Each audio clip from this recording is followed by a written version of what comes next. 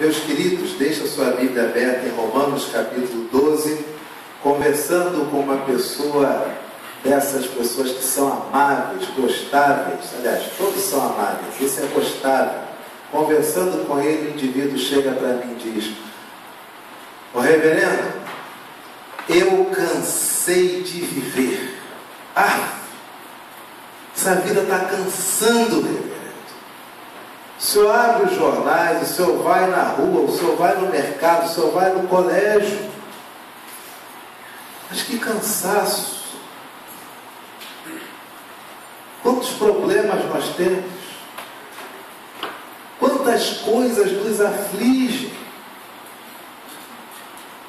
Cansado de viver, sabe?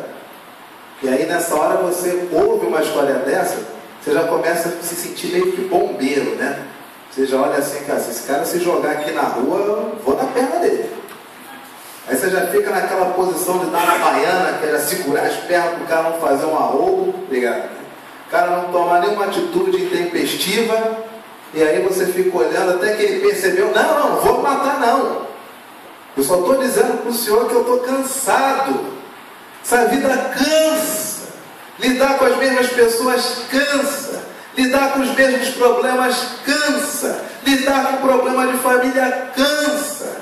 Lidar com problemas de trabalho cansa. Lidar com a saúde cansa. Olhar o que vem por aí no nosso cenário político, econômico, financeiro, social, religioso, cansa. Eu comecei a ouvir aquilo, eu confesso a vocês, eu quero confessar. Por um momento me veio uma tentação, comecei a pensar assim: rapaz, não é que é verdade? A gente cansa. Aí eu comecei a ouvir aquele negócio, aí me lembrei daquela regra áurea: fuja do pessimismo e dos pessimistas. Eu disse: meu irmão, quando tiver vida para frente, nós vamos viver encarando tudo o que tem. A vida traz o de bom e o de ruim. Não interessa o que a vida traz, interessa como você vai resolver. E vamos seguir em frente. Que Deus te abençoe, aquele abraço, aquele carinho. Vamos nessa. Precisando de mim, me ligue. Naquilo que tem para frente. Retroativo não dá mais. Acabou. E saí dali desse rompante, mas cheguei em casa e pensei: mas não é que cansa mesmo? Cansa. Aí foi minha segunda tentação. Tem mais uma, já posso ir para o pináculo do tempo. Cansa. A gente olha a realidade humana, cansa. Você olha o nosso contexto, vou lhe dar aqui 9 situações de cansaço. Países em eminência constante de guerra. Tem reparado? Tem reparado? Países em eminência constante, a qualquer momento pode rolar uma guerra. A qualquer momento tudo pode acontecer.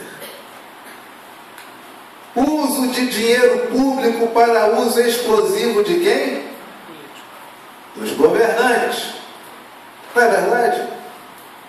Isso cansa ou não cansa? Cansa e dói no bolso, não é não?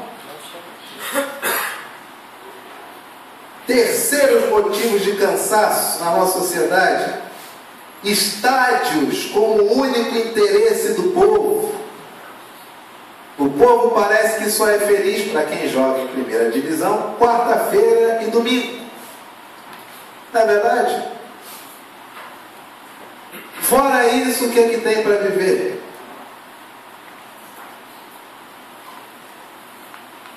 Quarto motivo de cansaço na sociedade: criminosos sendo libertados, mesmo sendo pegos em flagrante. Não é verdade? Meu amigo, que escândalo! Que troço é esse? O que mais aqui? Cônjuges que são mortos para privilegiar os amantes, que manda matar o cônjuge do outro, para que possa ter o outro como amante exclusivo ou exclusiva. Como isso acontece na nossa sociedade? Outra coisa: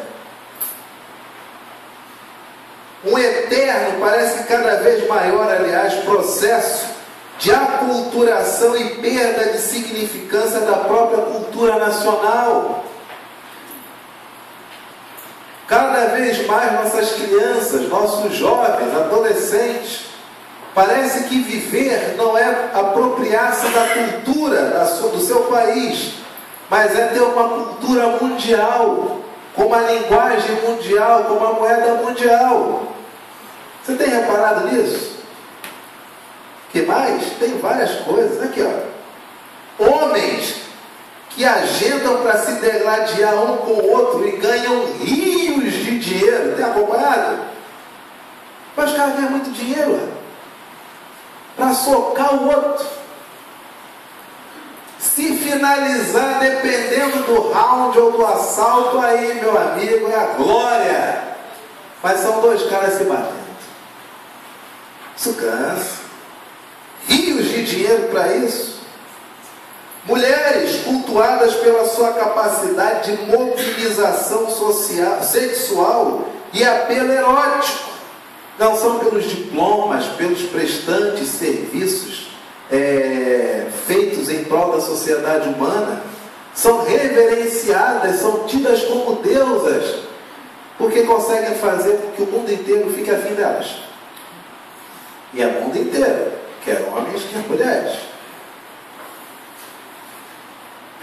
Por último, a vida das celebridades e os seus escândalos atraem mais que a justiça.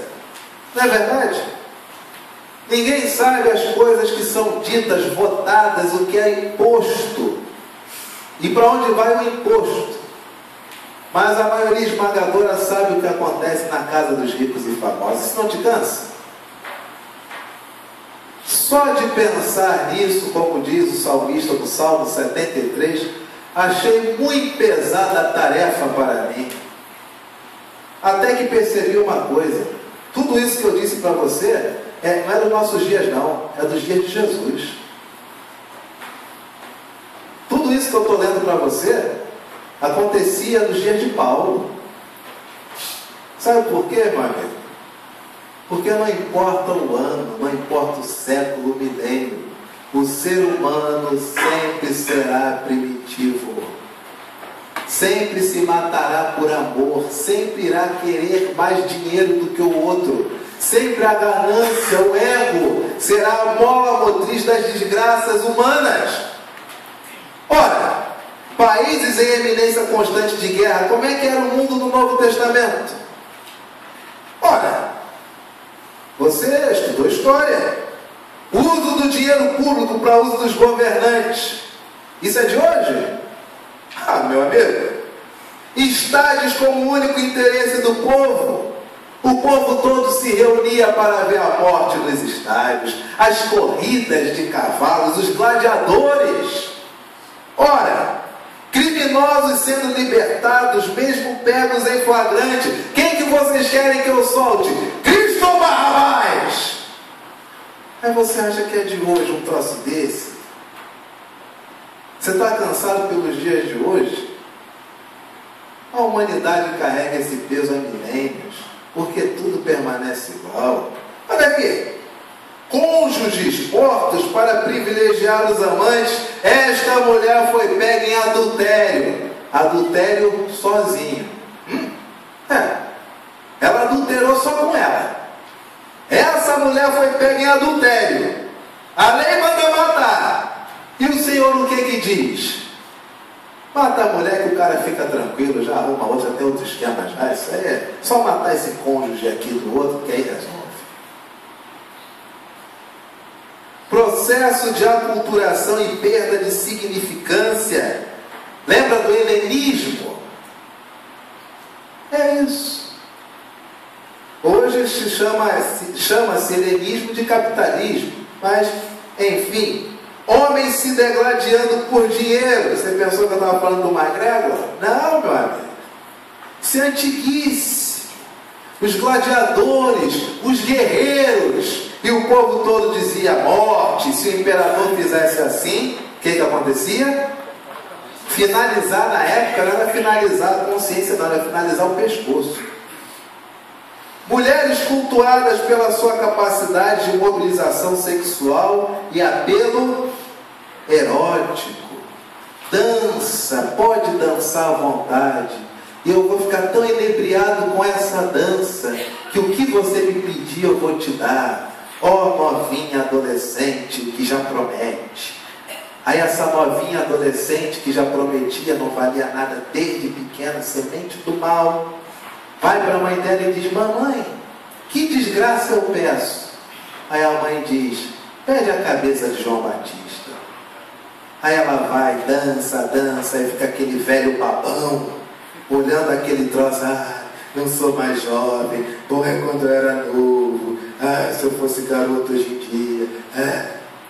Aí a menina termina de dançar, aí ele diz: agora pede o que você quiser, ó novinha que promete e não vale nada.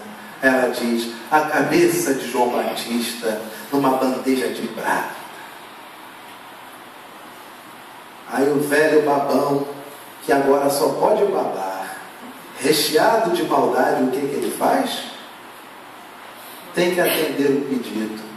E todos sabem que João é decapitado por causa de uma dancinha erótica.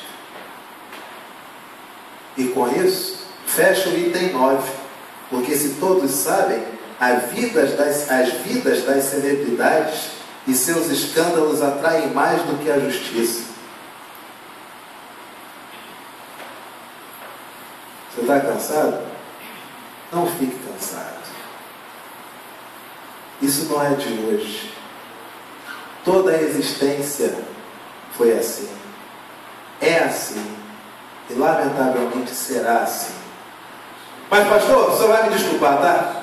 Pensei que eu ia vir aqui a receber evangelho puro evangelho. O senhor me dá um banho de água fria dizendo que o mundo hoje é ruim, mas que antes também era e que vai permanecer ruim. Faço como? Ora, basta consultar aqueles que viveram em épocas semelhantes à nossa. Se você olhar o apóstolo Paulo, que vive um período onde tudo isso é a norma da casa, tal como hoje em dia, Paulo olha as circunstâncias. Você consegue imaginar um homem que, quando cai a ficha de que esse mundo sempre será assim, ele percebe que aquele que trouxe e fez a diferença foi morto anos antes, e ele soube, pode até ter ido e pode ter dito: vale a pena matar esse perturbador social. E aí Paulo vem como um filme e percebe que aquele que morreu foi o único que trouxe a fórmula para se viver.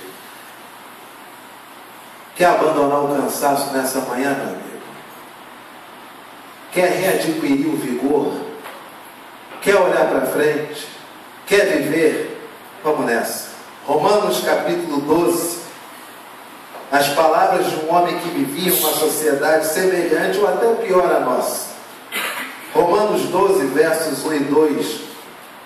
Rogo-vos, pois, irmãos, pela misericórdia de Deus, que apresenteis o vosso corpo por sacrifício vivo, santo e agradável a Deus, que é o vosso culto racional. E não vos conformeis com este século, mas transformai-vos pela renovação da vossa mente, para que experimenteis qual seja a boa, agradável e perfeita vontade de Deus. Primeiro, exorto a você, meu irmão, eu te peço, eu clamo, que pela misericórdia de Deus, que você apresente o seu corpo. Primeira pergunta que eu lhe faço nessa manhã: você tem o controle da sua vida? Ou você está tão cansado que você tem deixado as circunstâncias levarem você? Vamos para onde? Ah, não sei. Vem aí. Eu já larguei de mão. A pergunta é qual padaria, só isso. A pergunta é qual mercado, é qual marca do arroz. Não, eu já não estou conseguindo mais pensar, eu já abandonei essas trivialidades da existência. Tá, fulano, mas a moça está perguntando, é débito ou crédito? Não quero viver mais não. Aonde a vida me levar eu vou. Se eu passar eu passei, se eu não passar eu sei, eu sou burro mesmo. Sabe o que o apóstolo Paulo fala? para nós cansados, vivendo em uma sociedade cansada e corrupta, eu exorto vocês, eu clamo a vocês, que vocês tenham controle do próprio corpo, que vocês apresentem o corpo, mas que seja você apresentar. Resgate o seu ímpeto de ser dono da sua própria existência. Não ande com a manada, não ande com a maré. Seja você a apresentar-se. Olha o que diz a palavra de Deus. Abra a sua Bíblia, Evangelho de João, capítulo 10, versículo 18. Evangelho de João, capítulo 10, verso 18. Quem achou diz amém. Amém. Quem não achou diz misericórdia.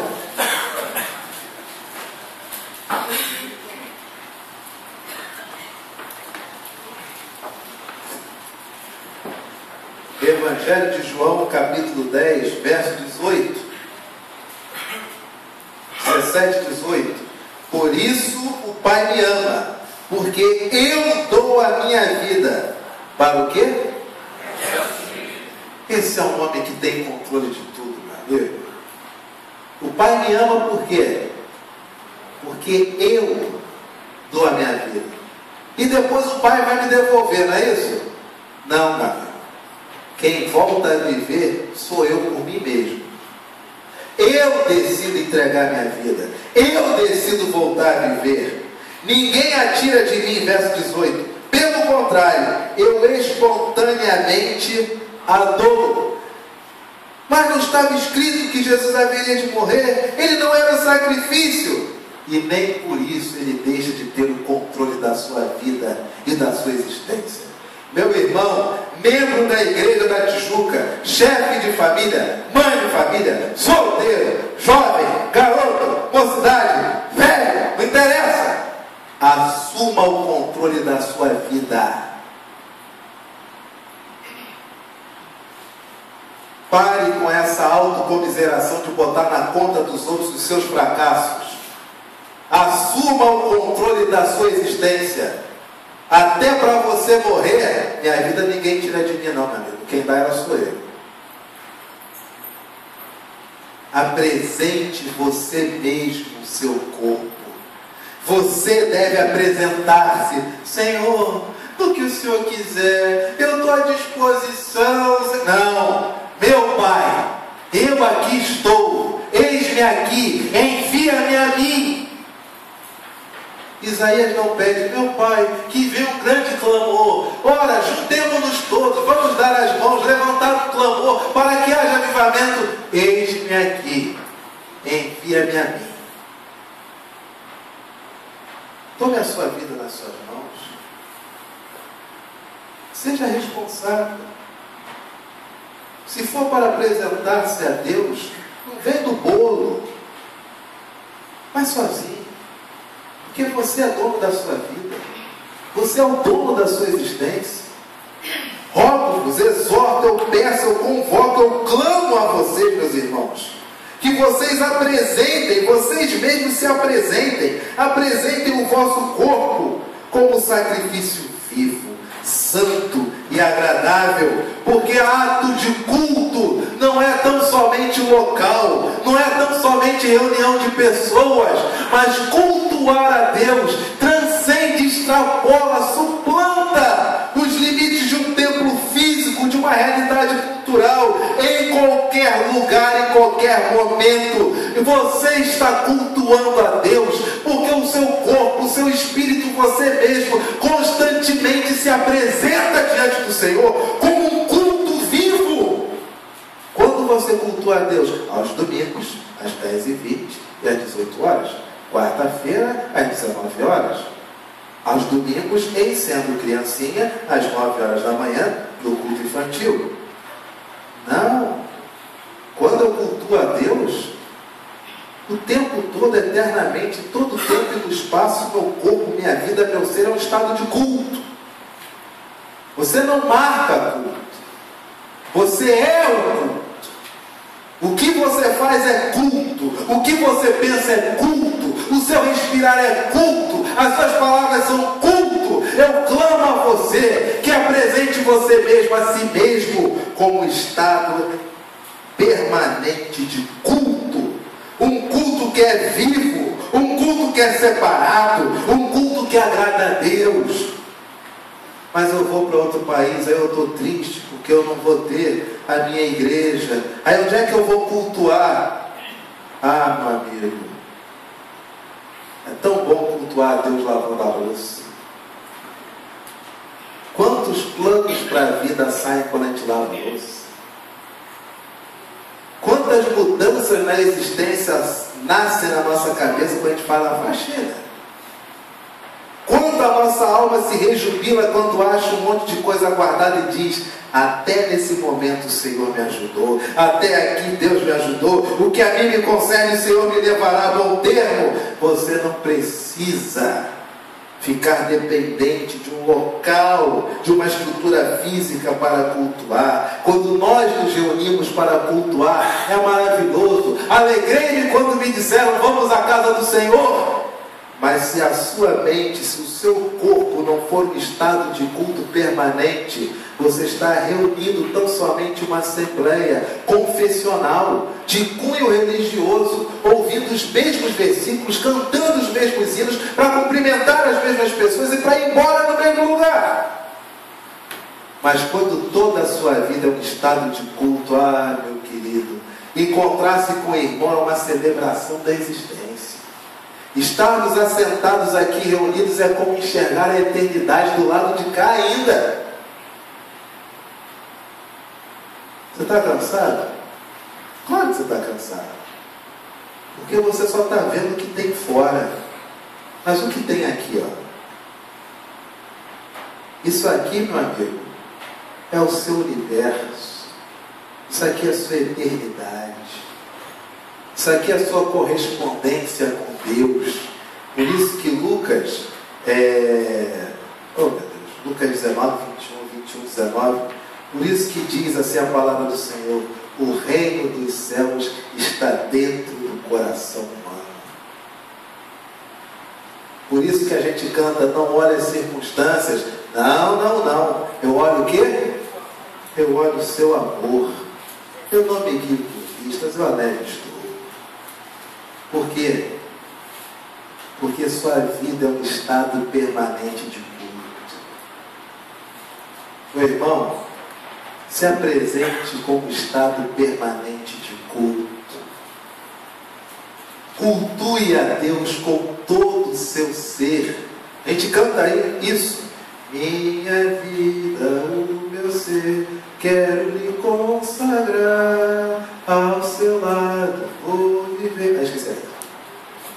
O seu amor cantar, né? O seu amor cantar. A gente canta isso. Mas quando a nossa vida é um estado permanente de culto, é relevante cantar isso. Quando não é, estar domingo é profundamente irrelevante. A palavra do Senhor continua: que apresenteis o vosso corpo por sacrifício vivo, santo e agradável a Deus. Algumas versões dizem que é o vosso culto racional, outras dizem que é o vosso culto espiritual. O Evangelho não trabalha com categorias do que é espírito, do que é da razão, porque o ser humano é um ser integral. E meu irmão, você estava cansado, agora você está pujante de energia. E meu irmão, não se conforme com este tempo. Não se amolde, não tome a forma da cultura local. Não entre no formato, não faça parte do combo desse tempo. Não se conforme. Não entre, não se ajuste a esse mundo. Qualquer coisa que o mundo diz, Deus não existe. Claro que existe. Prove. Você não tem provas. Eu não tenho provas. Eu sou a prova. Você anda tanto tempo comigo e não percebeu ainda que Deus existe? É óbvio que Deus existe. Olha a minha vida. Olha o meu estado permanente de culto a Deus em tudo que eu lhe falo, que eu lhe digo, que eu converso. A maior prova de que Deus existe é você mesmo. Deus existe? Você é a prova que Deus existe. não se amolde, não se conforme, não entre na mesma forma deste tempo. Mas, meu irmão e minha irmã, renove a sua mente, renove a sua mentalidade. Mas, pastor, desculpa, eu vou renovar a minha mente para quê? Se a gente for procurar tratar da mente, só piora, pastor. Porque a gente vai num profissional, não sabe o que ele pensa. Daqui a pouco, quando a gente vê, a gente está pensando igual as pessoas de hoje, pastor. Eu vou transformar, renovar minha mente. Para quê? Está escrito aqui. E não vos conformeis, não entre no formato deste tempo, mas renove, seja transformado, mude a sua forma de ver e de enxergar, para que você possa experimentar, para que você possa discernir no tempo presente qual é a boa, agradável e perfeita vontade de Deus, para que em qualquer ambiente que você chega, você possa discernir aonde Deus está. Seminário Presbiteriano do Sul, ano de 2001, aula de poimênica. Uma daquelas aulas onde a gente não aprende apenas teologia, mas aprende pastorado. Naquela época era assim, hoje eu não sei mais como é que está. Faz tempo que eu não vou para o seminário. E o professor um dia parou e disse o seguinte: alguém aqui fica nervoso aí no cemitério? Ora, perguntar isso em uma turma com 40 homens com disposição para serem pastores? Alguém aqui fica com medo de ir no cemitério? A competição é enorme. Junta 40 líderes numa sala, cada um representando uma igreja, uma congregação, camarada ralando para plantar a sua igreja. 40 homens. Alguém aqui fica nervoso em estar em um ofício fúnebre? Fulano, o que você faz quando chega no ofício fúnebre? Eu vou à família. E faz o quê? Dou meus sentimentos. E depois? Aguardo começar o culto. E você, fulano? Mesma coisa, mesma coisa, mesma coisa. Então quero dizer para vocês não sabem nada de ofício fúnebre. Aí em seminário, não sei como é que é hoje, Simone, mas é aquele tempo etéreo, né? Aí qualquer coisa assume áreas de novela colombiana. Oh! Como assim não sabemos nada? Oh! Oh! E o professor disse: quando você vai a um ofício fúnebre, terão pessoas que estarão chorando. Haverá chorosos, haverá ressentidos, haverá aqueles que têm a plena convicção de que aquela pessoa fará falta. Haverá outros que ficarão assim: já foi tarde. Depois que morre, todo mundo fica bom. Vai ter de tudo. Mas o que nós devemos fazer em um ambiente desses não é ver quem está sofrendo mais, mas é discernir aonde Jesus está ali. O que Jesus está falando àquelas pessoas? O que Jesus está soprando àquelas pessoas? Como que Jesus está consolando aquelas pessoas? O que do Evangelho está brotando ali? É aí que vocês devem, como ministros do Evangelho, aferir no ambiente onde Jesus está. Porque vocês só podem andar por onde Jesus está andando se são ministros do Evangelho. Meu amigo, aquilo ali foi um pacto que me guarda até hoje. Agosto de 2001, aula de poimênica. Como ministro de Deus, você só pode ir aonde Jesus está. E se Jesus ali não está, meu amigo, o que é que você ainda está fazendo ali? Aí tudo fica mais fácil. Porque você chega no ambiente, você vai a quem de direito, você expressa seus sentimentos, e você começa a olhar no ambiente assim: onde está o nosso Salvador? Onde que o Espírito Santo está soprando aqui? Quem está muito choroso? Está choroso de saudade? Ou é de remorso porque nada fez? Quem está sério porque não gostava está resignado porque sabe que tudo fez e nada mais pôde fazer. E aí quando as pessoas passam para você a palavra, meu amigo, você já tem o quadro todo. Porque você não está cogitando das coisas dos homens, você está cogitando das coisas de Deus. Renove a sua mente para poder experimentar qual é a boa, agradável e perfeita vontade de Deus. Porque se assim não for, meu amigo, nós só vemos a vontade do mundo. E a conclusão que nós chegamos é que o mundo é mau, que nada presta, e o cansaço toma a nossa vida. Mas quando o corpo é sacrifício vivo ao Senhor, e a mente é renovada para experimentar a boa, perfeita e agradável vontade de Deus, eu olho para o mundo e digo, sempre haverá solução. Porque em épocas muito mais cruéis, em épocas muito mais obscuras, em um período da humanidade terrível, de dor, de desgraça o tempo todo, onde era normal se assassinarem crianças segurando pelas pernas e abrindo o corpo delas, houve um homem que se levantou e disse, vocês ouviram o que era dito, olho por olho, dente por dente.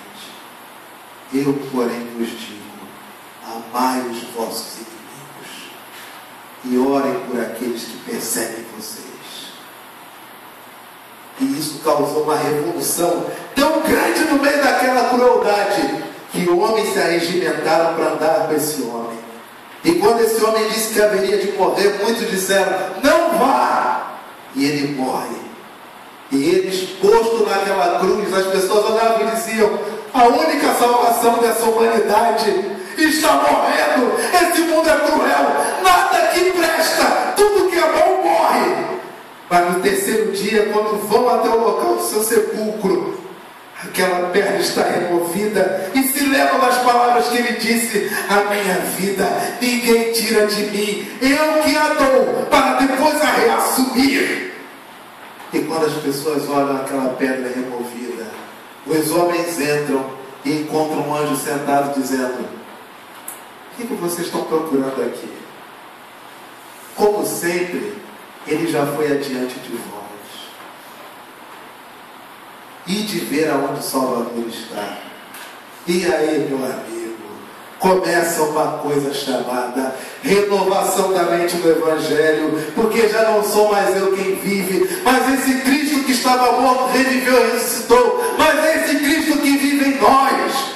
E é por isso que nós olhamos para o mundo e dizemos, tudo hoje está como sempre foi, e louvado seja Deus, porque o Evangelho também é como sempre foi, ele é o poder de Deus para a conversão de todo aquele que nele crê.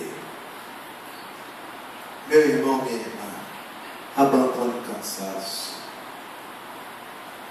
reassuma a sua vida, apresente-se sempre com culto permanente ao Senhor. Não se ajuste a esse século, a esse tempo. Transforme a sua mente para compreender e enxergar aonde o seu Salvador ressuscitado está caminhando. Porque Ele sempre vai adiante de vós. Amém, queridos?